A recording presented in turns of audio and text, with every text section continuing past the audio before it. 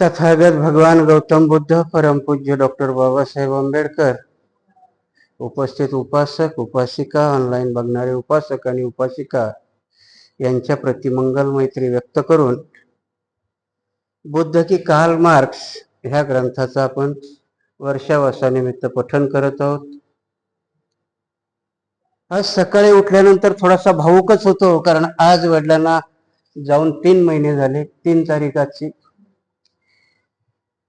दुःख हे विस्मृतीत जातच असतं, थोडं थोडं हलकं होत जातं.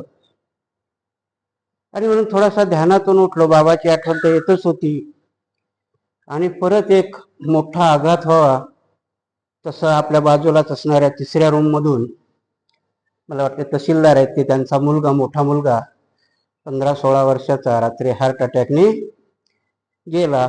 आणि मग नंतर माणसाला असं भान येतं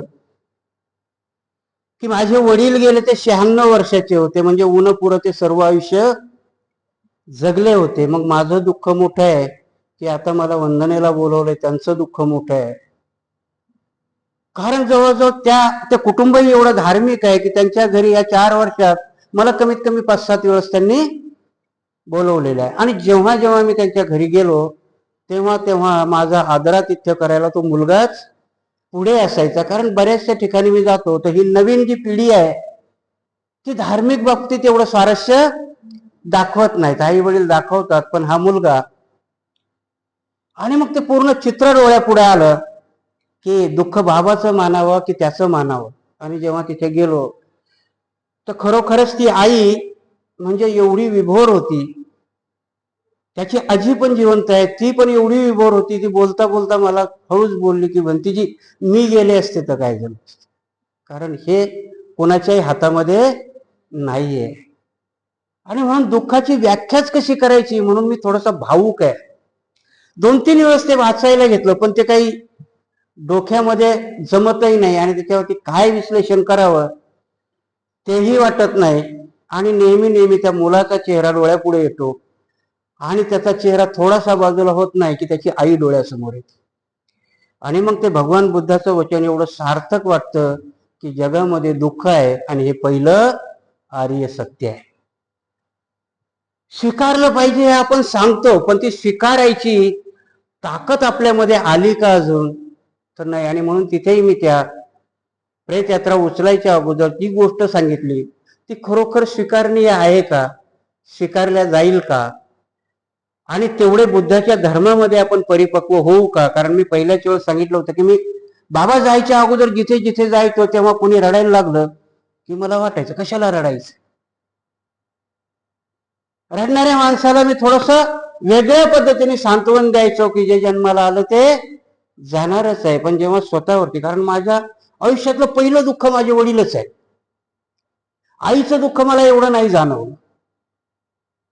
परंतु मी 4 वर्षाची सेवा वडिलांची केली आणि तेही एवढ्या स्मूथली गेले. जातानाही ते काही ना काही उपदेश करून गेले, भंतीजी व्हायचं असेल तर चांगला भंतीजी व्हा. आणि मग प्रत्येक कृतीमध्ये मला भंतीजी दिसतो की ही कृती करताना आपण चांगले भंतीजी आहोत का, चांगले भंतीजी नाहीत का. आणि मग दुःख जर असेल तर हे दुःख बुद्धालाही अशाच यातना झाल्या असतील. त्यांना तर फक्त खाली राजेशाही होते. ते आपल्यासारखं दुःख मला नाही वाटत त्यांना दिसलं असेल. पण छोटस दुःख दिखूनही ज्या माणसाच्या हृदयाला एवढा पाझर फुटतो त्या बुद्धानं तर जर एवढ्याली दुःख पाहिले असते तर त्यांनी काय केलं असतं, अजून कुठले कुठले शोध लावले असते. आणि म्हणून आज बाबाचं दुःख खरोखर मी विस्मृतीत गेलो आणि मला त्या जाधव कुटुंबाचं दुःख खूप मोठं वाटायला लागलं. कोवळा पोरगा आहे, 15-16 वर्षाचा, एकदम गोरा गोरा पान, राजबिंडा पोरगा. आणि तो अचानक जातो. बाकी ठिकाणी बऱ्याच ठिकाणी मी गेलो. एखाद्या वेळेस असंही असेल की मला अनोळखी ठिकाणी बोलवलं म्हणून तेवढा लगाव लागला नाही. पण ह्या घरामध्ये मी 7-8 वेळेस गेलो होतो आणि तो मुलगाही माझ्या अवतीभोवती नेहमी राहिला होता. म्हणून मी त्यांना जी कथा सांगितली ती माझ्या मनालाही नाही पटली की ती खरोखर ऐकण्याची कोणाची ही आहे का. मी नेहमी इथेही सांगितली असेल एखाद्या वेळेस. एक कुटुंब आहे, त्यांना 2 मुलं आहेत, आवळी जावळी, 15-16 वर्षाची झाली. वडील मुलांच्या सोबतच जेवतात, ते कधीही मुलांच्या व्यतिरिक्त जेवत नाहीत. पण एक दिवस असा प्रसंग येतो की शेतामधून वडील काम करून येतात आणि आजूबाजूला मुलं दिसत नाहीत. आणि म्हणून ते मुलांच्या आईला विचारतात की मुलं कुठे आहेत. आई धार्मिक आहे, खंबीर आहे, अशा आया सर्व व्हाव्यात अशी माझी अपेक्षा आहे. ती सांगते अगोदर जेवून घ्या तुम्ही. तो म्हणतो मी आजपर्यंत मुलाच्या सोबतच जेवलेलो आहे, मी कसा जेवू. तेव्हा आई सांगते त्यांना एक गोष्ट की 15 वर्षापूर्वी एका भिक्षूने ते गयेला जाताना माझ्याकडे काही वस्तू ठेवली होती आणि आज ते मला परत मागायला आले होते. मी काय करायला पाहिजे होतं. ताळ दिवशी तो माणूस म्हणतो की त्यांची वस्तू आहे, त्यांना आपण देऊन टाकायला पाहिजे होती. वेळ तर कशाला विचारत बसायचं, विचारही करायची तुमच्यामध्ये भावना नाही आली पाहिजे. आणि मग त्यावेळेस ती नवऱ्याला म्हणते की 15 वर्षापूर्वी निसर्गाने 2 मोती आपल्याला दिले होते, आज ते त्यांचे तो घेऊन गेला. तत्वज्ञान ऐकताना खूप बरं वाटतं. मी सांगितलं तिथं, पण बऱ्याचशा लोकांना हे पटलं नसेल, कारण ज्यांनी ज्यांनी दुःख अनुभवले त्यांना या गोष्टी नाही होत. पण बुद्धाच्या धर्मामध्ये आपण तेवढं खंबीर व्हावं, कारण बुद्धाचा धम्म कार्यकारण भाव तेच सांगतो की जे जे जन्माला येतं तेही काही ना काही कारण घेऊन येतं, आणि जे आपल्यातून निघून जातं तेही काही ना काही कारणामुळेच जातं.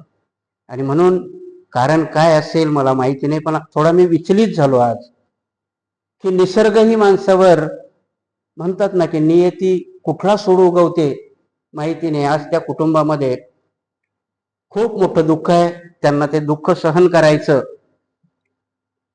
ताकद मिळो, त्या दुःखातून ते उभरून येऊ. त्या आजी नेहमी आपल्या प्रवचनाला येत असतात, कारण त्या मला नाही वाटत की आता 2-3 हप्ते इथे येतील म्हणून. त्यांनाही ती ताकद मिळो आणि सर्वजण सुखी राहोत अशी एक कामना व्यक्त करून आज आपण आपल्या धर्मग्रंथाला वाचायला सुरुवात करू. काल आपण बघितलं होतं की भगवान बुद्धाचे बाबासाहेब जेव्हा तुलना करायला निघतात तेव्हा 2 सिद्धांत त्यांनी हे केले की एक बुद्धाचे सिद्धांत आहेत आणि एक कार्ल मार्क्सचे सिद्धांत आहे. दोघांचा एक कम्पेअर करताना बाबासाहेबांनी अगोदर बुद्धाचे सिद्धांत घेतले. परवाला आपण त्या सिद्धांतापैकी 3 सिद्धांत बघितले होते. असे 25 सिद्धांत आहेत. आज आपण 4था सिद्धांत बाबासाहेबाला, कारण जवळ बाबासाहेबांनी 25 सिद्धांत घेतले. सिद्धांत म्हटल्यापेक्षा की भगवान बुद्धाला ह्या जीवनामध्ये काय अपेक्षित होतं, की भगवान बुद्ध काय सांगू इच्छितात. आणि प्रत्येक ठिकाणी बाबासाहेबाचा जसा आपण ह्या कार्ल मार्क्स यांचा ऐकतो तर दोघं जण मानवावरच काम करतात. भगवान बुद्धाची प्रत्येक कृती कशा करता असेल तर मानवाच्या कल्याणाकरता, की मानवाचं कल्याण कसं होईल याच्या बाबतीत केंद्रबिंदू मानून भगवान बुद्ध आपलं टीचिंग देतात किंवा आपले सिद्धांत मांडतात. कार्ल मार्क्सचाही सिद्धांत माणसाच्या अवतीभोवतीचा आहे, पण भगवान बुद्धाच्या सिद्धांतामध्ये आणि त्याच्या सिद्धांतामध्ये काय फरक आहे, म्हणून बाबासाहेबांनी पहिले बुद्धाचे सिद्धांत दिलेत. परवाला आपण 3 सिद्धांत पाहिले. आज 4थ्या सिद्धांतापासून सुरुवात करू. तर बाबासाहेब म्हणतात की भगवान बुद्धाला अपेक्षा आहे त्यांच्या सिद्धांतामध्ये की ईश्वराला धर्माचा केंद्रबिंदू मानणे सुख आहे. भगवान बुद्ध त्यांचा सिद्धांतच त्यावर आधारित आहे की जेव्हा भगवान बुद्ध शिगाल सुत्तामध्ये तो शिगाल 4ही दिशेला पाणी उडवून पूजा करतो आणि आनंद जेव्हा बघतात. आजही तुम्ही गावाकडे गेलात तर तुळशीचं वृंदावन आहे, बाई तुळशीला चक्रा मारते, सूर्याकडे पाहून पाणी सोडते. केंद्रबिंदू काय आहे तिचा? देव आहे. कारण त्या देवाला पाणी दिलं, त्या तुळशीला चक्रा मारल्या की त्या समस्या सुटणार आहे. बुद्ध असं म्हणतात का? बुद्ध त्याला विरोध करतात. तसंच त्या म्हणून याचे बरेचसे त्रिपिटकामध्ये दाखले आहेत. बाबासाहेबांनी तर नाही दिले, पण आपल्याला ते दाखले देता येतील की त्या शिगाल सुत्तामध्ये आनंद बघतात की हा कमरे एवढ्या पाण्यात उभा आहे शिगाल आणि सूर्याकडे पाहून अर्ध्या देतोय, पाणी सोडतोय. विचित्र वाटतं ते आनंदाला. म्हणून आनंद भगवान बुद्धाकडे येतात आणि सांगतात की भगवंत असा असा एक माणूस आहे, तो नदीमध्ये उभा राहतो आणि 4ही दिशेला पाणी उडवतो. थोडक्यात शिगाल सुत्त खूप मोठा आहे. भगवंत म्हणतात त्याला घेऊन या माझ्याकडे. आणि जेव्हा शिगाल येतो तेव्हा भगवंताची एक तरास आहे, भगवंत त्याच्या तोंडून वधवून घेतात. बराचसा धम्म हा भगवान बुद्धाने जे जे लोक प्रश्न विचारायला आले त्यांच्याकडनंच वधवून घेतलेला आहे. आणि म्हणून ते त्या शिगालाला विचारतात की शिगाला का करतोस तू असं. तर शिगाल सांगतो की माझ्या बापाने मला सांगितलं जाताना की 4 दिशेला 4 देव असतात आणि म्हणून मी 4 दिशेला त्या देवाच्या नावानं पाण्याची अर्ध्या देऊन पुण्य अर्जित करत असतो. भगवान बुद्ध म्हणतात, अरे वेड्या माणसा, मला बुद्धत्व प्राप्त झालं. आता बऱ्याचशा गोष्टी आपल्यालाही माहिती आहे. कधी कधी मला कोवळी मुलं फोन करून विचारतात की नेमकं बुद्धत्व मिळालं म्हणजे काय मिळालं. प्रश्न किती सुंदर आहे की नाही. कारण त्या कोवळ्या वयाच्या कोवळ्या डोक्यातल्या काय आपल्या खूप खूप मोठ्या लोकांच्या डोक्यातही एक अपेक्षा आहे की भगवान बुद्धाला काहीतरी चमत्कारिक विद्या प्राप्त झाली, बुद्धत्व प्राप्त झालं म्हणजे अशी सगळ्यांचीच इच्छा आहे. म्हणून अजूनही वेगळा समाज आहे की भंतीजीला पुण्यस्मरणा करता घेऊन जातात आणि अपेक्षा काय असतात की इथे भंतीजी जेवला की तिथे भेटणार. अजूनही आपल्या डोक्यामध्ये तेच आहे. तसंच त्या शिगालाच्या याच्यामध्ये होतं. भगवंत त्याला विचारतात. बघा सिद्धांत कसे आहेत. एकाच ओळीचा सिद्धांत बाबासाहेबांनी लिहिला की भगवान बुद्ध ईश्वराला केंद्रस्थानी मानत नाही. हा शिगाल पाण्यामध्ये उभा राहून पूजा कोणाची करतोय? दिशाची. आणि दिशाची का करतोय? तर त्या दिशेला देव आहे. भगवान बुद्ध त्याला म्हणतात की मला बोधित्व प्राप्त झालं. बोधी प्राप्त झाले म्हणजे ह्या जगातल्या सगळ्या प्रश्नाची उत्तरं मला सापडली. बुद्धत्व प्राप्त होणं म्हणजे सर्वज्ञ होणं. ज्या ज्या गोष्टीचे संभ्रम होते त्या त्या गोष्टीचे उत्तर मला सापडले. आणि ती उत्तरं सापडल्यावर मी ह्या पूर्ण ब्रह्मांडामध्ये फिरलो. ब्रह्मांड म्हणजे आपली नुसती पृथ्वी नाही. आता जर तुम्ही गेलात, तुम्ही सगळे शिकले सवरलेले लोक आहेत. 8वी 9वीच्या सिद्धांतामध्ये तुम्ही शिकलात की ज्याला आकाशगंगा म्हणता तुम्ही. त्या आकाशगंगा भगवान बुद्ध 82 लाख हजार आहे सांगतात. चक्रवाल म्हटलं त्याला. बुद्धाने काय म्हटलंय? चक्रवाल म्हटलंय. आणि तेच तुमचं विज्ञान. तर मला वाटते त्या आकाशगंगेमध्ये जेमतेम मला वाटते काहीतरी 25-30 आकाशगंगेचा शोध लागला. त्यातली एक सूर्यमालिका आकाशगंगा म्हणजे आपण आहोत, की ज्या सूर्यमालिकेमध्ये 9 ग्रह आहेत. आणि त्या 9 ग्रहापैकी एक पृथ्वी आपला ग्रह आहे. भगवान बुद्ध त्या शिगालाला सांगतात. किती वैज्ञानिक आहे. भगवान बुद्धांनी 2700 वर्षापूर्वी सांगतात, अरे मी पूर्ण ब्रह्मांडामध्ये फिरलो. भगवान बुद्धाचे शब्द ब्रह्मांड नाही, चक्रवाल म्हणतात ते. पूर्ण चक्रवालामध्ये फिरलो पण ईश्वर नावाचा प्राणी मला कुठे भेटला नाही. कोण म्हणताय ते? भगवान बुद्ध म्हणतात की ज्याला तू केंद्रबिंदू मानून पूजा करतोस असा प्राणी मला कुठेही भेटला नाही. मग शिगालाने विचारलं की मी एक पूजाच करायची नाही का दिशाची? तर भगवान बुद्ध सांगतात पूजा करायची, परंतु त्याला माणूस केंद्रबिंदू ठेव. आणि मग केंद्रबिंदू माणूस कसा असावा? तर भगवान बुद्ध सांगतात की जर पूर्व दिशेची पूजा करायची तर आपल्या आई वडिलाची केली पाहिजे. पूर्व दिशा कोणाची सांगतात भगवान बुद्ध? आई आणि वडिलाची. किती माणूस केंद्रबिंदू ठेवलेला आहे भगवान बुद्धांनी. तुला देवच मानायचा आहे. बाबासाहेब तर त्याच्या पुढे जातात. बाबासाहेब म्हणतात की भगवान बुद्धांनी जसं बाकी धर्मांनी देवाला प्राथमिक स्थान दिलं, भगवान बुद्ध नीतीला देतात. आम्हाला ह्या जगामध्ये आणणारे कोण आहेत? भले वासनेच्या माध्यमातून का आणणार, पण जन्माला घालणारे आणि हे जग दाखवणारे कोण आहेत? आई आणि वडील. वासनेच्या माध्यमातूनच आपण निर्माण झालो, पण तरी हे जग दाखवणारं कोण आहे? आई आणि वडील आहेत. आणि म्हणून पहिली कृतज्ञता कोणाच्या ठाई व्यक्त केली पाहिजे? तर आई आणि वडिलाच्या ठाई. असे 4ही दिशाचे त्यांनी शिक्षक सांगतात, सासू सासरे सांगतात. त्याच्यानंतर आपल्या घरी नोकरी करणारा नोकरदार पण एक दिशेचा हकदार आहे असं भगवान बुद्ध सांगतात. ते शिगाल सुद्धा पूर्ण सांगत बसलो तर वेळ जाईल, परंतु याचा अर्थ असा आहे की भगवान बुद्धांनी देवाला केंद्रस्थानी मानलं नाही. हा भगवान बुद्धाचा सिद्धांत होता. त्यांनी केंद्रस्थानी कोणाला मानलं असेल तर माणसाला मानलं. आणि माणूस केंद्रस्थानी ठेवून त्याच्या अवतीभोवती आपल्याला सिद्धांत नीतीचे दिले की आपण ते कसे वागलो पाहिजेत, कसे केले पाहिजेत. हा बुद्धाचा सिद्धांत. बाबासाहेब सांगतात की केंद्रस्थानी ईश्वराला ठेवता. नुसतं ठेवलंच नाही तर त्यांनी चूक आहे म्हणून सांगितलं. एखाद्या ईश्वराला केंद्रस्थानी ठेवणं भगवान बुद्ध म्हणतात हे चुकीचं आहे. कारण तुम्हाला घडवणारा कोणी ईश्वर नाही. आणि हे सिद्ध झालं.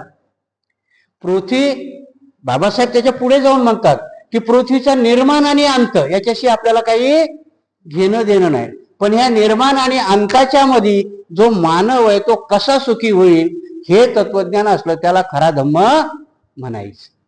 बाकी धर्माचं तत्वज्ञान माणसाच्या भोवती फिरत नाही. प्रत्येक गोष्टीत आपण सांगायला सगळ्याला माहिती आहे की मुसलमानाचा अल्लाही म्हणतो की ह्या पृथ्वीवरचं साधं गवतही मी तुमच्या कल्याणाकरता निर्माण केलेलं आहे. आम्हाला डार्विनच्या सिद्धांतानं सांगितलं की पृथ्वी कोणीही निर्माण केली नाही, ती उत्क्रांत झालेली आहे.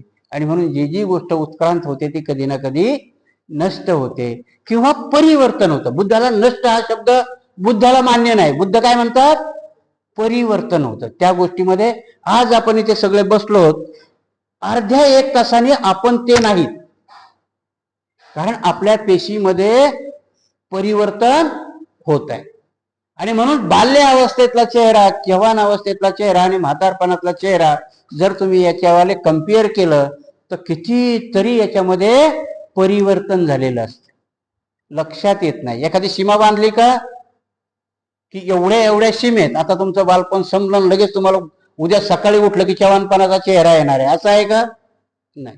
कारण ह्या तुमच्या अंगावरती असणाऱ्या जीन्स, तुम्ही विपश्यनेला गेला तर कळेल तुम्हाला की आपल्या शरीराच्या जीन्स कशा आहेत, नेमके बुदबुदे आहेत ते. जर कुणी सती पठ्ठांपर्यंत गेलं असेल तर शरीरावरचे सगळे तुम्हाला, आणि त्याच्यावरती शास्त्रज्ञांनी शोध लावले की आपल्या डोळ्याची पापणी लवीपर्यंत आपल्या अंगावर जन्माला येणारे ते जीन्स म्हणतात, ते पापणी लवीपर्यंत एका शास्त्रज्ञाने, त्याला बबूलचा प्रयोग म्हणजे फुग्यामध्ये त्याने केलेला प्रयोग म्हणतात, त्यांनी सांगितलं की 22 वरती 22 शून्य ठेवले तेवढ्या वेळेस निर्माण होतात आणि मरतात.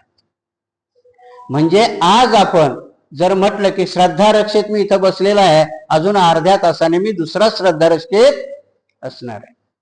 आणि म्हणून की परिवर्तनशील आहे, मानवाला परिवर्तनशील, नष्ट होणं म्हटल्यापेक्षा परिवर्तनशील कुठल्याही गोष्टीची परावृत्त होतात. साधं लाकूड जरी जाळलं तर त्याचं परिवर्तन काय? राख आहे किंवा कोळसा आहे. मधाचं जीव जवलं तर कोळसा आहे, परिवर्तन आहे. नष्ट आहे का ते? नष्ट न होता परिवर्तन होतं. तसंच माणसाचंही आहे की माणूस हा केंद्रबिंदू मानला तर भगवान बुद्ध म्हणतात की त्याच्यात परिवर्तन होतं, आणि ही परिवर्तनाचीच कडी तोडणं म्हणजे निर्वाण आहे. भगवान बुद्धाचा शेवटचा सिद्धांत काय? निर्वाण आहे. येण्या जाण्याची प्रक्रिया खंडित करणं, म्हणून त्याला, नाही तर मग आपण लाखो वर्ष त्याच वेळेस. आजचाही प्रसंग जसा मला आठवला तेव्हा भगवान बुद्धाचं ते सुंदर वाक्य आठवतं की ते विशाखेला म्हणतात की विशाखे, त्यांची ती नगरी आपल्या औरंगाबाद सारखीच मोठी नगरी होती, तर ते म्हणतात की ह्या नगरामध्ये आज कमीत कमी 1000 लोक गेले असते. कारण विशाखेची नात मरते, ती प्रवचनात असते. भगवान बुद्ध परचित्तगामीने तिला ओळखतात की ही विचलित झाली, हिची नात वारली, आणि भगवान बुद्ध प्रवचन देतात की विशाखे, ह्या नगरामध्ये आज 1000 लोक मेलेत, तुझ्या नातीच्या वयाच्या पण 50-50 पोरी आज गेले असतील, पण तुला दुःख तुझ्या नातीचं आहे. आणि म्हणून सांगितलं की दुःखाला कारणीभूत कोण असतं? तर आपली प्रिय व्यक्तीच असते किंवा प्रिय वस्तूच असते. आणि म्हणून भगवान बुद्ध माणसाला केंद्रबिंदू ठेवायला सांगतात. आणि म्हणून भगवान बुद्धाने माता पिता उपठ्ठन 38 मंगलापैकी एक मंगल सांगितलं की माता पिताची सेवा करणं हे सगळ्याच्या 38 मंगलापैकी एक मंगल आहे. माता पिता कोण आहेत? माणूस आहे. देव आहेत का ते? नाही. बाकी हिंदू धर्माने तो कृष्णही म्हणतो की माता पिताच्या अगोदर मी आहे, कारण जन्म तो देतोय. भगवान बुद्ध सांगतात नाही, तुम्हाला जन्म देणारे कोण आहेत? आई वडील आहे. म्हणून केंद्रस्थानी असताना आता हे थोडंसं लक्षात ठेवा, कारण जेव्हा कार्ल मार्क्सचे सिद्धांत आहे, कार्ल मार्क्स धर्माला अपूची गोळी म्हणतो, हे सिद्ध करायचंय बाबासाहेबाला की बौद्ध धर्म अपूची गोळी नाहीये. तो परलोकाचं जास्त तुम्हाला भूषण देतोय का? नाही. इथे चांगलं काम केल्यावर तुम्हाला स्वर्गात पर्याय भेटणार आहे असं बुद्धांनी कधीच सांगितलेलं नाही. आणि म्हणून कार्ल मार्क्सची ती व्याख्या चुकीची होते. कारण कार्ल मार्क्स कोणाकरता काम करतोय? तर शोषित मजुरा करता. त्याला माहितीये की त्या फॅक्टरीवर काम करणारा मजूर 24 घंटे राबतोय आणि संध्याकाळी उपाशी झोपतो. असं का? म्हणजे त्याच्या हृदयामध्ये माणसाविषयी करुणा आहे. तीच करुणा भगवान बुद्धालाही आहे. भगवान बुद्धही म्हणतात की त्या मुक्या प्राण्याला कापून होमामध्ये टाकल्या जातं, त्याचा काय दोष आहे? त्यावेळेस नरबळी दिल्या जायचे. आणि अशा वेळेस दोघांचाही सिद्धांत साम्य असला तरी मात्र त्याचा रिझल्ट खूप वेगवेगळा आहे. भगवान बुद्धांनी आपला सिद्धांत मानव केंद्रित करता करता खरोखर माणसाच्या सुखामध्ये परिवर्तन केलं, पण तेच परिवर्तन कार्ल मार्क्स नाही करू शकला. आणि म्हणून आता त्याच्यानंतरचा पुढचा सिद्धांत आहे की आत्म्याची मुक्ती हा धर्माचा केंद्रबिंदू मानणे चूक आहे. भगवान बुद्धाने आत्मा नाकारला. का नाकारला? बघा की हिंदू धर्म असेल, कुठलाही धर्म असेल, अकुशल कर्म कधी करतो? त्याला त्याच्या शास्त्राने मान्यता दिली तर. माणसाला माणसासारखं वागवावं हा साधा माणुसकीचा नियम आहे की नाही? पण त्या गीतेमध्ये कृष्ण म्हणतो की चातुर्वर्ण्य मीच निर्माण केलाय. कृष्णाने काय सांगितलं? चातुर्वर्ण्य मीच निर्माण केलाय. अर्जुना तू क्षत्रिय आहेस आणि क्षत्रियाचा धर्म आहे की युद्ध केलं पाहिजे. कोण सांगतंय? कृष्ण सांगतोय. त्याच्या पुढे जाऊन तो अकुशल कर्माला सांग, तू विचार करायची तुला काहीच गरज नाही, ते माझ्यावर सोडून दे. तो विचारा अर्जुन म्हणतो पुढे माझा काका आहे, माझा भाऊ आहे, माझं अमुक आहे. आणि तिथे कृष्ण त्याला लॉजिक देतो की ते तुझे काका मामा कुणी नाही, ते पहिलेच मेलेत. कारण आत्मा कधी मरत नाही. आणि त्याला तयार करतो पुढच्याचा खून करायला. आणि भगवान बुद्ध आत्मा नावाची प्रक्रिया नाकारतात. जिवंत माणूस आहे, त्याच्यामध्येही चेतना आहे. आणि जोपर्यंत त्याची चेतना त्याच्या शरीरामध्ये आहे तो जिवंत माणूस आहे. आणि म्हणून त्या शास्त्रज्ञांनी आत्मा अमर ह्या नावाखाली कितीतरी रक्तपात घडवून आणला. भगवान बुद्ध त्याला मान्यता देत नाही. ह्या वेळेचे होणारे होम हवन यज्ञ, त्याला लॉजिक काय द्यायचे ते की ह्या यज्ञामध्ये दिलेला बळी तो प्राणी डायरेक्ट स्वर्गाला जातो. बुद्ध म्हणे असं कसं होईल? जर तो प्राणी डायरेक्ट स्वर्गाला जातो तर मग आपला बापच कापा ना. आपलं बी शेवटचा उद्देश काय आहे? स्वर्गालाच जाणं आहे ना. जर स्वर्गालाच जाणं आहे आणि स्वर्गाला शरीर जात नाही, आत्मा जातो. आणि म्हणून ह्या भूल भुलैया याच्या पाठीमागे की शास्त्र आणि तो धर्म तुम्हाला वाईट कृती करण्याची परमिशन देतो. भगवान बुद्धाला बाबासाहेबाला प्रश्न विचारला की मनुस्मृतीच का जाळली? बाबासाहेब तर ग्रंथप्रेमी आहेत की नाही? बाबासाहेबाचा आपल्या मुलापेक्षा त्या ग्रंथावर जीव आहे. म्हणून जगातला एकमेव माणूस आहे त्यांनी 4 माळ्याचं घर पुस्तकाकरता बांधलं. राजगृह राहण्याकरता बांधलेलं नव्हतं, ती बाबासाहेबाची लायब्ररी होती. आणि असा ग्रंथप्रेमी माणूस मनुस्मृती नावाचा ग्रंथ जाळतो.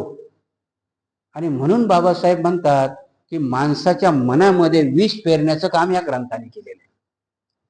आणि ते ग्रंथ कोणाचा हवाला देऊन सांगतात? देवाचा. आणि त्याच्यानंतर तू केलेलं पाप घडणार नाही का? तर आत्मा अमर आहे, आत्मा मरत नाही. एवढंच नाही तर ते म्हणतो आगीनेही जळत नाही, वाऱ्यानेही वाहून जात नाही, पाण्यानेही काही त्याचं होत नाही. म्हणजे एवढा आत्मा खतरनाक आहे, तो काही मरत नाही. एक शास्त्रज्ञ म्हटल्यापेक्षा कोणीतरी विचारक होते, त्यांनी प्रश्न केला होता की जेव्हा इंग्रज आमच्या इथून सोडून गेले त्यावेळेस आमची लोकसंख्या 40 कोटी होती, म्हणजे 40 कोटी आत्मे होते. मग एक आत्मा दुसऱ्या आत्म्यात परावर्तित होत असेल ना, मग ही 144 या देवानं कधी निर्माण केली? आणि जर याची फॅक्टरीची आत्मे निर्माण करायची, मग यांच्यावर माणसावर संकट आणायची आणि यांना दुःखातून मुक्त करायकरता त्याला वेळ मिळतो का? म्हणजे त्याला कुठल्याही गोष्टीला लॉजिक नाही. आत्मा नावाचे. परंतु ह्या लॉजिकच्या पाठीमागे अशी एक फिलॉसॉफी दडवली की त्या फिलॉसॉफीने जी माणसाची मानवता आहे ती पण हरवून गेली. आणि म्हणून भगवान बुद्धांनी सांगितलं की आत्मा मानणारा धम्म होऊ शकत नाही. आत्मा नावाची कुठली प्रकार नाही. भगवान बुद्धांनी आत्म्यालाही केंद्रबिंदू मानायला नकार दिला. प्राण्याचा बळी देणे हा धर्माचा केंद्रबिंदू मानणे चूक आहे. आता प्राणी हा पण जिवंतच असतो ना. हिंदू धर्मामध्ये यज्ञ करणं, सर्वोच्च पुण्य कुठलं असेल तर त्यांचं यज्ञ करणं. आणि मग यज्ञाची थेरी काय होती? यज्ञाचे बरेचसे प्रकार. नारायण नागबळी, आज बी तुम्ही नाशिकला जर गेलात ना तर पंडित लोकांची अशी फौज असते. कधीतरी एकदा पिकनिक म्हणून जा नाशिकला. तुम्ही कोर्टामध्ये गेले तर वकील कसे धावत येतात तुमच्या अंगावर, काय काम आहे, काय काम आहे, काय काम आहे. तसे त्या नाशिकला गेले की त्या पंचवटीच्या तिथे भटजी लोक तुमच्याकडे धावत येतात. बोला कुठला यज्ञ करायचा, हा करायचा, तो करायचा, तो करायचा. आपण कधी नावही ऐकलेलं नसतं. त्यातला नारायण नागबळी हा एक यज्ञ आहे त्यांचा. आणि त्यांच्याकडे ती यज्ञाची कटोरी बी तयारच असते, त्यांच्या पिशवीतच असते. काढली कटोरी की दोन एकदा एखादं चंदनाचं लाकूड हे ते टाकून पुढे बसून त्यांचा यज्ञ सुरू. कारण मी ही प्रक्रिया पाहिलेली, मी रेकॉर्ड पण केलेली, माझ्याकडे व्हिडिओ दाखवेल एखादी. म्हणजे शास्त्र तुम्हाला किती वाईट गोष्टीला घेऊन जातं. नारायण नागबळी म्हणजे तुमच्यावर येणारे संकट, तर बळी कोणाचा द्यायचा आहे? नागाचा. तुम्ही तो नाव ऐकलं असेल, तो टकले म्हणून आहे बघा, पत्रकार निरंजन टकले.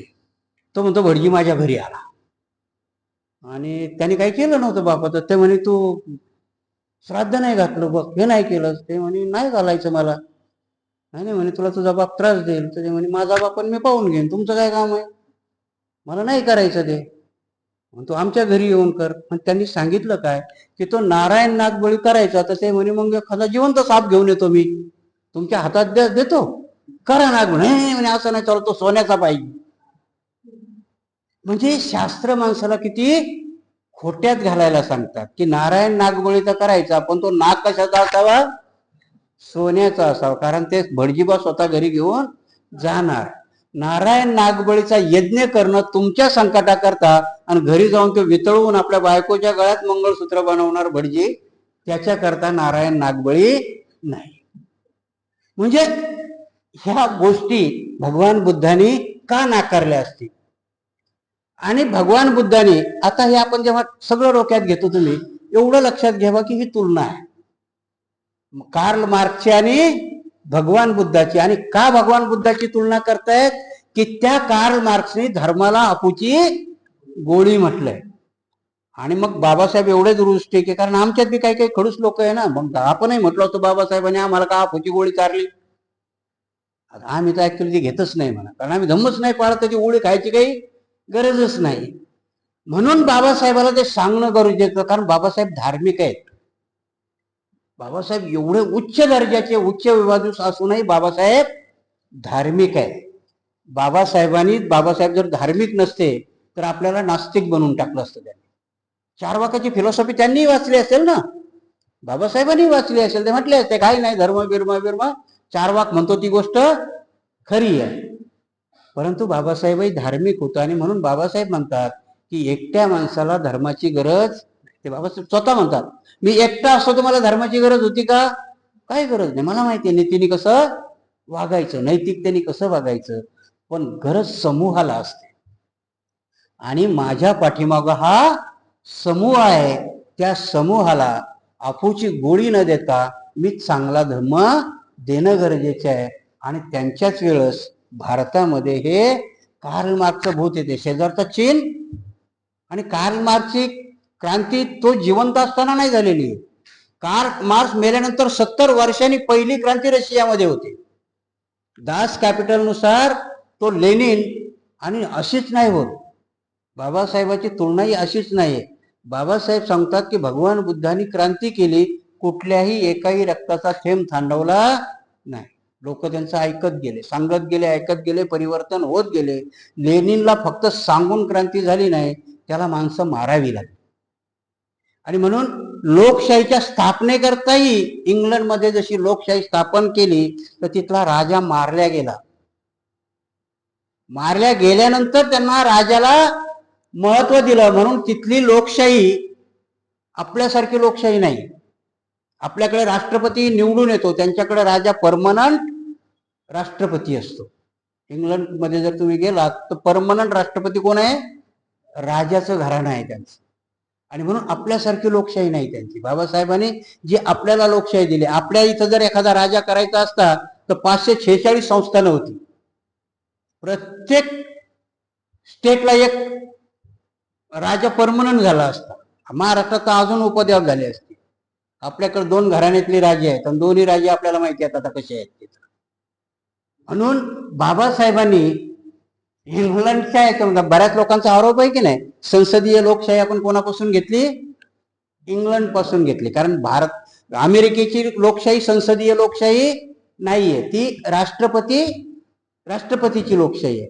आणि म्हणून बाबासाहेब ह्या सगळ्या गोष्टी करताना की धम्म, विज्ञान आणि त्याच्यामध्ये परत आपल्या घटनेमध्ये काय आहे की वैज्ञानिक दृष्टिकोन वाढवण्याचं एक कलम आहे की मी कुठलीही कृती करेल तर त्या कृतीच्या पाठीमाग वैज्ञानिक दृष्टिकोन वाढवणं हा घटनेचा उद्देश असला पाहिजे. आणि मग भगवान बुद्धाचा धम्म कशावर आधारित आहे? विज्ञानावर म्हटल्यापेक्षा विज्ञानच भगवान बुद्धाच्या धम्मावरती आधारित आहे. आणि याचे बरेचसे उदाहरणं आपल्याला मिळतात. आणि म्हणून प्राण्याचा बळी देणं हे वैज्ञानिक दृष्ट्या येतं का? जगण्याचा अधिकार त्यालाही आहे. चैन साखळीमध्ये बघा एवढं सुंदर बुद्धाचं तत्वज्ञान आहे की बुद्ध जैनासारखं अहिंसा परमो धर्म म्हणत नाही. निसर्गाची जी चैन आहे,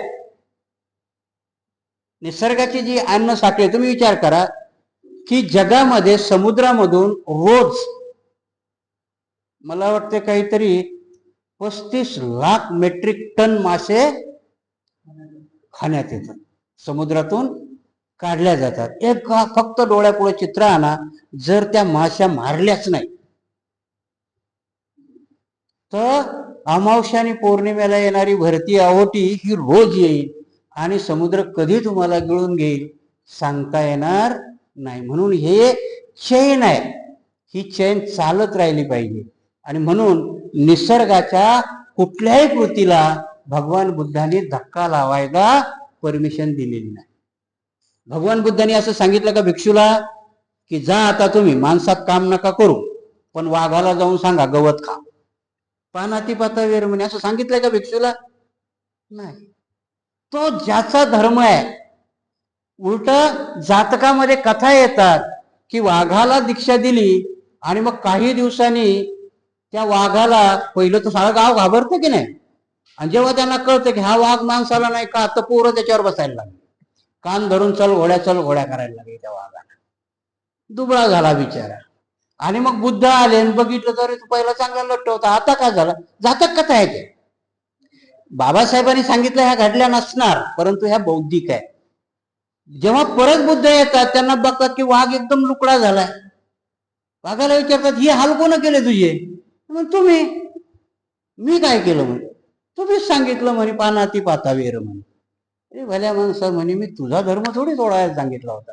बरं ठीक आहे ते नको खाऊ, फळं बिळं खाय, पण तुला डरकाळी मारायला नव्हतं सांगितलं का मी? तुझा धर्म आहे की निदान तू डरकाळी तर फोडली पाहिजे. आणि दुसऱ्या वेळेस मग गावातली पोरं आले की वा भाव करून गेलं, पोरं पळून जातात. त्याच्या पाठीमागचा आपल्याला दिलेला संदेश आहे की प्रत्येकाने आपला धर्म पाळला पाहिजे. आणि म्हणून मार खाणं ही बुद्धाची अहिंसा नाही. बुद्धाची अहिंसा आहे की जिथे गरज आहे, जिथे नेसेसरी आहे ती गोष्ट तुम्ही केली पाहिजे. आणि जर ते बुद्धाचं तत्वज्ञान नसतं तर भगवान बुद्धांनी कुठल्याही राष्ट्राला मान्यता दिली नसती. भगवान बुद्ध त्यांच्या समयात अस्तित्वात असलेल्या राष्ट्राला मान्यता देतात, राजालाही मान्यता देतात. आणि राजा कुठला असतो? एका क्षेत्राचा असतो ना.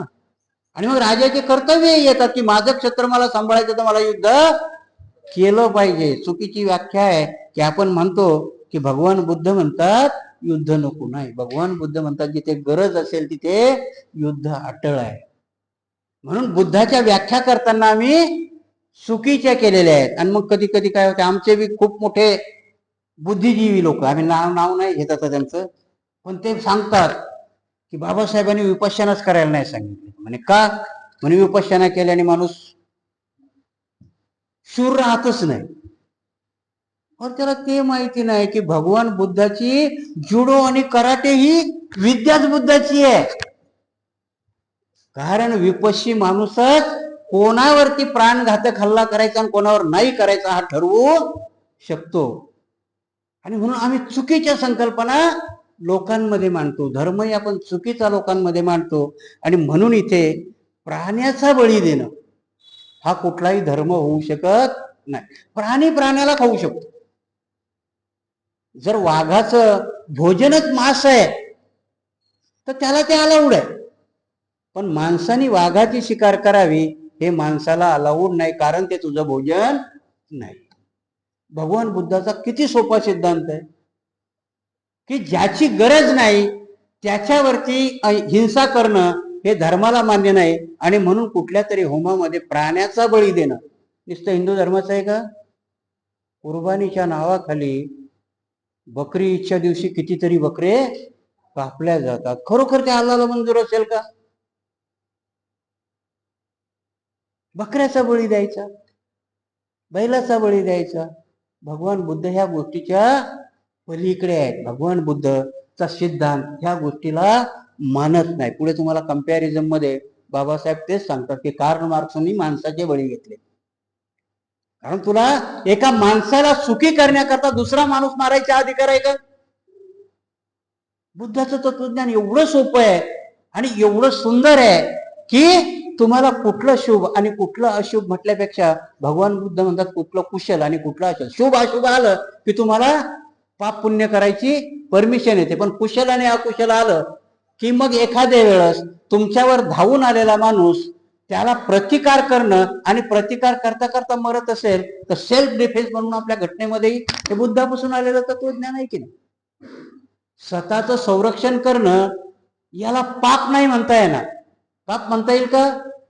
कारण असं असतं तर दुबळी लोक ह्या जगात जगूच शकली नसती. आणि भगवान बुद्धाचा धम्म दुबळ्याच्या पाठीमागे उभं राहायला सांगतो. आणि म्हणून बाबासाहेब इथे लिहितात की प्राण्याचा बळी देणं हे बुद्धाच्या सिद्धांतात बसत नाही. प्राण्याचाच काय, पण कुठल्याही जीवजंतूचा बळी घेणं काय असतं परत व्याख्या आपण बदलून टाकतो. कारण बऱ्याच जणांचं काय ते पहिलाच नियम आहे की नाही, पानाती पाता वेरमणी सिक्का पदं समाधी, आम्ही याची व्याख्याच वेगळी करून टाकली. आम्ही असं बनवून टाकलं की पानाती पाता वेरमणी म्हणजे कुठल्या मच्छरालाही मारायचं नाही. आता तुम्हाला मागे कोरोना आला होता, कोरोना कशाने आला होता? जंतू आहे ना, एक व्हायरस आहे तो. आणि तो जर नसता मारला तर आतापर्यंत अर्ध जग संपून गेलं असतं ना. आणि जर जगच संपलंय तर मग धम्म कोणाला काय धोंड्याला का याला लावायचा का? धर्म कोणा करताय? माणसा करताय. माणूस हा केंद्रबिंदू आहे त्याचा. आणि जर माणूस जगवायचा असेल तर त्याला जगवण्याकरता त्याच्यावर येणाऱ्या हर प्रकारचं संकट आपण सावरलं पाहिजे. आणि ते संकट सावरताना तुम्हाला काही हिंसा करावी लागली तर बुद्धाला ती अपेक्षित आहे, विनाकारण नाही. आणि म्हणून भगवान बुद्ध हे कुठल्याही प्राण्याच्या बळीला परमिशन देत नाही. आजही आपण आता काही काही जणांचा असा एक प्रश्न असतो, कोंबडी आधी की अंड आधी? काय म्हणतात, सगळ्यांनी मटण खाऊन सोडून द्या, मग कापणारा कशाला कापेल? डोक्याला तुमच्या? म्हटलं खाणाराला स्वतः कापून खाईल, तो कशाला कोणाची वाट बघत बसेल?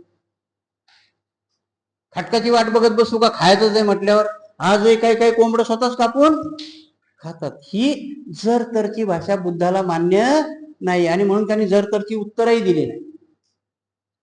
म्हणून जेव्हा देवदत्त सांगतो की भिक्षुनी मांस भक्षण करू नये, आपल्याही डोक्यात किती मस्त सुंदर विचार वाटतो की नाही. बुद्ध त्याच्या पुढे स्वातंत्र्याचे उद्गाते आहेत. भगवान बुद्ध म्हणतो तो भिक्षूवर सोडून दे ना. भिक्षूला मी विनयात सांगितलंय की तुला स्वतः करता त्याला मारून खायचं नाही. तू स्वतः तर मारून खायचंच नाही, पण पुढचा जर म्हणत असेल की तुझ्या करता करतोय तर त्यालाही परमिशन द्यायची नाही. पण तुला माहिती नाही चारिका करताना तुझ्या पात्रात टाकलं तर तुला खायला हरकत नाही, कारण त्याला तुझा दोष नाही. एवढं सुटसुटीत तत्वज्ञान सांगतात. आणि मग आमची लोक मात्र त्याच्यावर बहस करत बसतात. आता त्यांच्या बहशीला काही नाही, आम्ही बी मस्त लगेच सांगत असतो की चला आज यांच्याकडे बिर्याणी आहे, भोजनदान चांगलंय. दुसऱ्या भिक्षूला फोन करून सांगत असतो. धम्म नाही कळाला आम्हाला. धम्म कुठे पाळायचा आणि कुठे त्याचं करायचं, म्हणजे बऱ्याचशा गोष्टीच्या काही काही ज्याला अर्थ नाही असे प्रश्न विचारले जातात. म्हणते जे आता आमच्या घरामध्ये चोर आला, त्याच्या हातात बंदूक आहे, आमच्या बी घरात पिस्तूल आहे ना, आम्ही त्याची गोळ्या घालून हत्या केली तर मग आम्हाला पापून. अरे निरर्थक प्रश्न कशाला विचारा, ही रोज घडणारी गोष्ट आहे का? नाही ना. त्यावेळेस तुमची विवेक बुद्धी वापरा ना. रोज घडणारी घटना आहे की कधीतरी घडणारी आहे, आणि म्हणून कधीतरी घडणाऱ्या घटनेला तुमचा विवेक वापरा. विवेकाने तुम्हाला जेव्हा नंतर देता येईल त्याचं उत्तर काय द्यायचंय ते. आणि म्हणून इथे बाबासाहेबांनी ह्या सिद्धांताला खूप महत्व दिलं की प्राण्याचा बळी देणं हे बुद्धाला मान्य नाही. दुसऱ्या सिद्धांतामध्ये आहे, खरा धर्म माणसाच्या मनात बसत असतो, शस्त्रात नव्हे. भगवान बुद्धाचं कलाम सुद्धा इथे लागू पडतं. कलामाने विचारलं भगवंताला की आमच्याकडे सगळेच दार्शनिक येतात, आता त्यावेळेचे दार्शनिक 4-5 पंथ होते, आणि सगळेच सांगतात की आमचा धर्म चांगला आहे. कलामाने भगवान बुद्धाला विचारलं की आमचाच धर्म सगळेजण चांगला आहे असं म्हणतात. भगवान बुद्धालाही सांगता आलं असतं की माझ्या धर्माचे तत्व असे आहे, तसे आहे, तसे आहेत. भगवान बुद्धांनी त्यांना आर्य अष्टांगिक मार्ग नाही सांगितला. भगवान बुद्धांनी त्यांना आर्य सत्यही नाही सांगितले. ते कलामांना काय म्हणतात की कलामांनो, की कुठला तरी मोठा दार्शनिक सांगतोय म्हणून त्याच्यावर विश्वास नका ठेवू. कुठल्या तरी ग्रंथात लिहिलंय म्हणून त्याच्यावर विश्वास नका ठेवू. अशा 10 गोष्टी भगवान बुद्ध सांगतात. आपली फिलॉसॉफी सांगत नाही. मी आर्य सत्य शोधलंय, आर्य अष्टांगिक नाही सांगितलं त्यांनी कलामाला. कलामाला काय सांगितलंय की कुणी सांगतंय म्हणून त्याच्यावर विश्वास नका ठेवू. तर विश्वास कशावर ठेवा की ते तुझ्या तर्कबुद्धीला, नुसतंच तर्कबुद्धीला आहे का, त्या तर्कबुद्धीला पटता पटता ते तुझ्या फायद्याचं आहे का, नुसतंच तुझ्या फायद्याचं आहे का, ते माझ्या फायद्याचं होत असताना दुसऱ्याच्या अहिताचं तर नाहीये. आणि जेव्हा या 3 व्याख्यात बसतं तेव्हा स्वीकारा. मग ते दार्शनिक काय सांगते तर मी काय सांगतो याच्याकडे दुर्लक्ष करा. बाबासाहेबांनी बुद्ध आणि त्याचा धम्म हा कलाम सूत्रावरती लिहिलेला आहे. कारण बाबासाहेबांनी आपली पूर्ण विद्वत्तापणाला लावली, आपला पूर्ण तर्कपणाला लावला, आणि त्याच्यातून बघितलं की मी हा धम्म ग्रंथ लिहिताना फक्त महाराजाच्याच उपयोगाचा आहे का, नाही, तर तो ह्या भारतातल्या सर्वच्या सर्व लोकांच्या हिताचा आहे. जर बुद्ध आणि धम्म त्याचा ग्रंथ वाचला. कारण का विरोध झाला त्याच्यावरती, जगातल्या भिक्षू लोकांनी विरोध केला की बाबासाहेबांनी तत्वज्ञान कुठून आलं. नंतर आलं त्यांच्या लक्षात. कारण काय होतंय की बुद्धिवादाच्या भाषा खूप उशिरा कळतात. भगवान बुद्धाचाही धम्म जेव्हा तो जिवंत होते तोपर्यंत बिहार आणि उत्तर प्रदेशच्या बाहेर गेला नाही. ते गेल्यानंतर जेव्हा सम्राट अशोक राजाश्रय मिळतो तेव्हा मात्र जम्बूद्वीपाच्या सीमा ओलांडून बौद्ध धम्म बाहेर जातो. कारण ह्या कळण्याच्या क्रिया आहे. म्हणून खरा धर्म माणसाच्या मनामध्ये असतो. कलिंगचं युद्ध सम्राट अशोक जिंकतो. कुठल्याही युद्धात किंवा कुठल्याही गोष्टीत आपण विजयी झाल्यावर त्याचीच पुनरावृत्ती व्हायला पाहिजे होती ना. शास्त्रही तेच सांगतं. अर्जुनाला कृष्ण तोच हुकूम देतो की ह्या युद्धात जिंकलास तर पृथ्वीचं राज्य भेटणार आहे तुला, म्हणजे चक्रवर्ती राजा होणार आहेस, आणि दुर्दैवाने मेलास तर डायरेक्ट स्वर्गात जाणार आहेस. युद्धाला त्यांनी नाकारलं होतं का? युद्ध त्यांनी इसेन्शियल सांगितलं, करणंच आहे. भगवान बुद्धाने युद्ध जरुरी असेल तर करायला सांगितलं. जेव्हा सम्राट अशोक त्या युद्धभूमीवर जातो आणि लाखोचे हे करतो, नंतर त्याच्या आतली शक्ती जागे होते की हे करणं जरुरी होतं का. सम्राट अशोकाला तिथे बुद्ध निर्माण होतो की हे करणं जरुरी होतं का, लाख लोक मारणं जरुरी होतं का. शास्त्रात लिहिलं होतं की आपल्या राज्याचा विस्तार करताना लोकांचे प्राण गेले तर चालेल. भगवान बुद्ध नाही म्हणतात जरुरी असेल तर करायचं आणि तिथे राजा अशोक बेचैन होतो. हा सिद्धांत काय आहे की कुठलाही सिद्धांत माणसाच्या मनात निर्माण व्हावा लागतो, शास्त्रात नाही. शास्त्रात लिहिलंय म्हणून नाही. आणि म्हणून भगवान बुद्धाची दुसरे एक सुंदर कृती आहे की भगवान बुद्ध म्हणतात स्थळ काळ आणि वेळ यानुसार माझ्याही नियमामध्ये बदल करायची भिक्षूंनो तुम्हाला परवानगी देतो. की सम्राट अशोकाला बेचैन होतो, झोप येत नाही. 7 वर्षाचा निग्रो सामनेर मस्त मजेत चारिका करत जातो आणि त्याला विचार करतो की मी सम्राट आहे, तळमळतोय, मला झोप नाही येत. आणि 7 वर्षाचं पोरग अंगावर काशाय वस्त्र धारण करून याच्या तोंडावर एवढं तेज कुठून आलं, याने कुठलं युद्ध जिंकलंय? सम्राट अशोकाला तो प्रश्न पडतो की याने कुठलं युद्ध जिंकलंय. ही प्रक्रिया कुठे सुरू आहे? मनात सुरू आहे. सम्राट अशोक आहे, अफगाणिस्तान पासून तर पार कन्याकुमारी पर्यंत त्याचं राज्य आहे. आता आमचं तेवढं नाहीये. आमच्यातून बांगलादेशही गेला, पाकिस्तान गेला, अफगाणिस्तान गेला, सर्व गेलं आणि एवढ्याच्या जागेवरही आम्ही तेवढा राज्य आहे तो. आणि त्या निगृताला म्हणतो बोलवा त्याला. तेही पोरगा आल्याबरोबर हा सिंहासनाच्या खाली उभं आहे, ते जाऊन त्याच्या सिंहासनावर बसतो. हे म्हणते निर्भय बी आहे, मी राजा आहे, माझी भीती पण याला वाटत नाहीये. बोलवलं ते डायरेक्ट सिंहासनावर जाऊन बसलंय.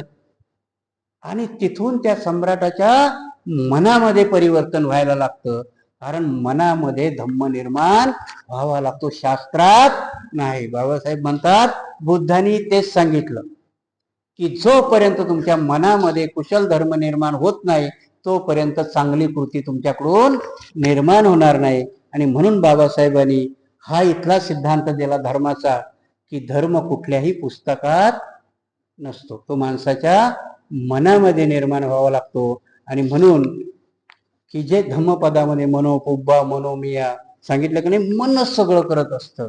कारण शरीर आणि वाणी ही मनाची अपत्य आहे. भगवान बुद्ध काय सांगतात की जोपर्यंत मनामध्ये कुठलीही गोष्ट निर्माण होत नाही तोपर्यंत शरीर आणि वाणी क्रिया करत नाही. म्हणून वाणीचे कर्म आणि शरीराचे कर्म ही मनाची संतान आहे, ही मनाची संतान. आणि म्हणून भगवान बुद्धांनी सांगितलं की कुठल्याही शास्त्राला कशाला रिलेटेड लिहितात हे परत लक्षात ठेवा की हे कार्ल मार्क्स याला आहे की जो आपूची गोळी म्हणतो धर्माला.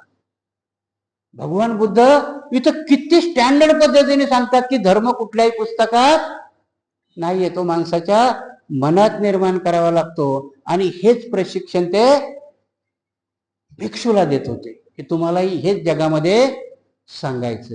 आणि म्हणून आता जे हे त्रिपिटक लिहिल्या गेलं, समजा का लिहिल्या गेलं? कारण इमानदारी आणि नैतिकता माणसामध्ये राहिली नाही. जर नैतिकता माणसामध्ये नसेल तर मी जसं म्हटलं की नाही की आत्ताच्या व्हॉट्सअपलाही की भगवान बुद्धाच्या नावाने बरेचसे मेसेज फिरत आहेत, त्याच्याशी काही संबंध नाही बुद्धाचा.